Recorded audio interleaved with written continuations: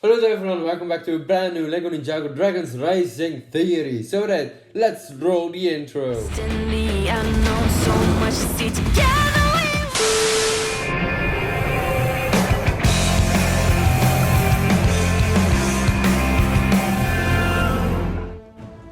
Yes, so today I am going to talk about a brand new Chima theory that I have, or a LEGO Ninjago Dragons Rising theory, I suppose. It's like a bit of both.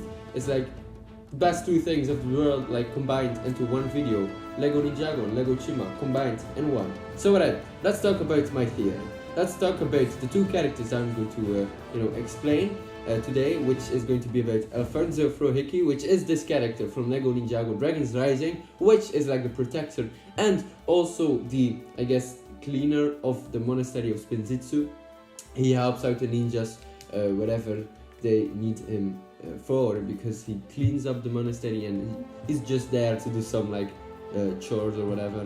I don't know, little things he does there. So and the second character is going to be Lord Raz. Lord Raz is some kind of wolf or like a panther, but he is the bad guy obviously from season 2 of LEGO Ninjago Dragons Rising. And yes, today I'm going to talk about these two characters because I think these characters could be from the Chima world that we know. So why do you probably think? Well, I suppose they're both like two anthropomorphic animals. Damn, it's such a hard word to say or to pronounce, but you get the gist, right?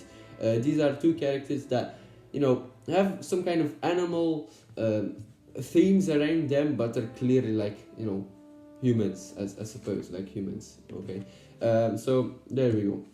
They also live in Ninjago, but there's this other thing, I guess. These characters live in the realm that is now the new Ninjago. Like, after the realms collided with each other, all the 16 realms, we have this gigantic realm, which is now Ninjago. So that's very interesting. A lot of different, places are in it, like Imperium and the Cloud Kingdom and many other locations too. And we already know that Lord Ras is from the Wilderness. The Wilderness is this location that he mentioned in the first episode of season 2, literally the first few minutes. He says, well, my place that he lives, right, has many locations. Some locations include the Diamond Glacier, the Boiling Beach, the Forever Rock, the Forest of Spirits, and the Lava Wastes. Or something like that. But obviously the Forever Rock is the most important thing he mentions, because the Forever Rock is actually this location in LEGO Legends of Chima. Obviously that's the location where all the friends meet and hang out, and obviously it's the location where Laval and Kreger had their duel in the first episode of LEGO Chima, obviously. So yes, that's interesting. But the floating, islands that we know as like Chima, obviously, is in a bigger realm. It's a bigger world. So maybe the Wilderness could have been that world too.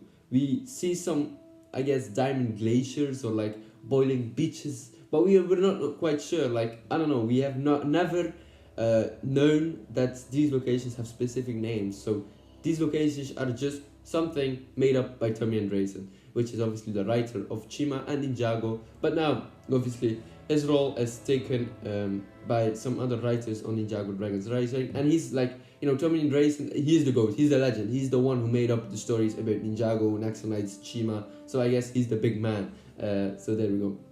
But yeah, we never had the full confirmation that these locations have specific names, but maybe Lord Raz mentions them, but we're not quite sure. Obviously, it's just a theory, right? But the Forever Rock, we do know, alright? So that's very important. The Forever Rock is a location where Laval and Kreger hang out. But you're probably also thinking, Lord Raz, which tribe does he belong to? He's like a wolf, but he looks like some kind of panther. Well, I'm not quite sure. We know that panthers exist in Chima.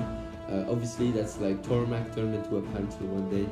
Because he's a tiger, he turned into a panther because he got burned by the map of Chima or something, I'm not quite sure, something like that.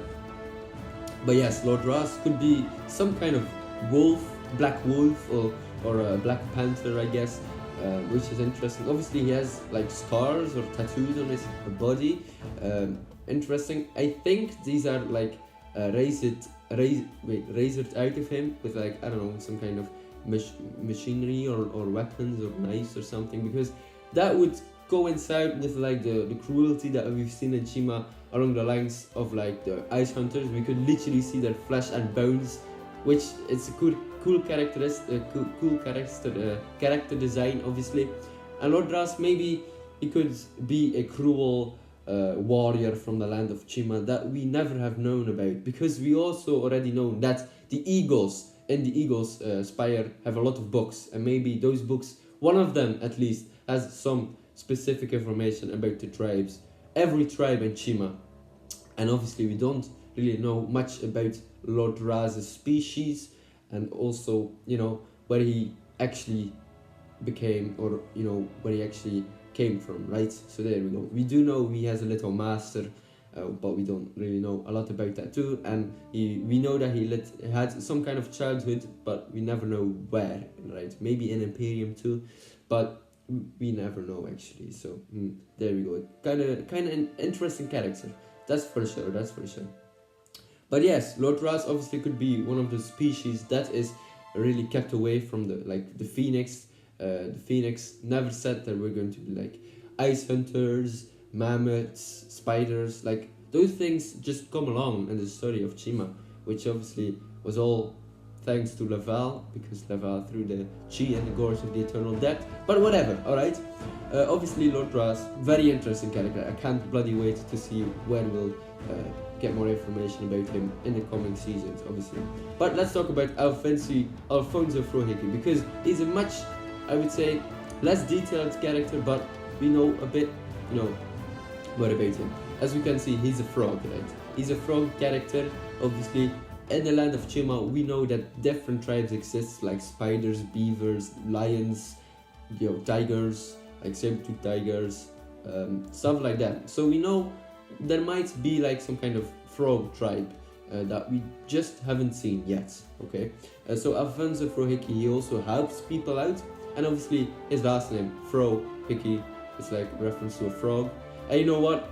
People in Lego Legends of Chima also have some kind of like, you know, Laval the Lion, Gregor the Crocodile. It's all connected, like, you know, the same words, right? They have a name based upon like their respectful animal, right? So Gregor the Crocodile, like I said, what is the wolf, stuff like that. And we have Frohiki, which is a frog. I guess that makes sense, you know, just my ideas, my theories, obviously. So yeah, okay, Alfonso Frohiki. Yeah, alright, interesting. So, yeah, I think he might be from Chima, we never know. Like, we also have a Ninjago, snakes and dragons, so things, you know, are there, right? So this guy could literally be from anywhere in the 16 rounds of Ninjagos. Obviously, I think the main thing is the first Ninjitsu master created everything. So that man is a madman, and he made every 16 round, you know, every round that we know in Ninjago he has made. So maybe he has something to do with this theory too. The first Ninjitsu master was the one who traveled the rounds and made the rounds to I guess explore the universe, the known multiverse, I guess, in his you know, way. And he also made Chima and Ninjago. Maybe, you know, there's some link between these characters, or these I guess lands or realms, I guess. So that's interesting. Obviously, like I said, there could be a link between these characters, like Alfonso Frohiki and Lord Raz. Maybe they could be connected. They could be from the same worlds too. But obviously, we never know, right? Hopefully, the writers are going to, you know, are going to answer those questions eventually down the line. But hopefully, Ninjago Dragons Rising might be alive for a few more seasons at least. So right, yeah, interesting stuff. So yes, my last line is, you know, my last thing I want to talk about is that Lord Raz has some kind of utility belt, you know, that he's wearing, but it is in a weird shape. It's like in a shape perfect for a chi orb. Interesting. I know, it's, you know, pretty obvious. Come on, writers, give me some more like interesting stuff, right? Easy, man. I just solved this theory. These two characters are from Lego Legends of Chima. Alright, ladies and gentlemen, thank you for watching. And hey, it's just a theory. Hey, Lego Chima theory. or Ninjago theory in, in this matter, I guess. So, alright, hopefully you enjoyed this video. We're almost at 1,000 subscribers. Maybe by the time you're watching this, we're almost, over there already. So, hey, why not subscribe to see more theories? Because I know I'm always right, and these theories just are fantastic. Just kidding. Anyway, I will check you later.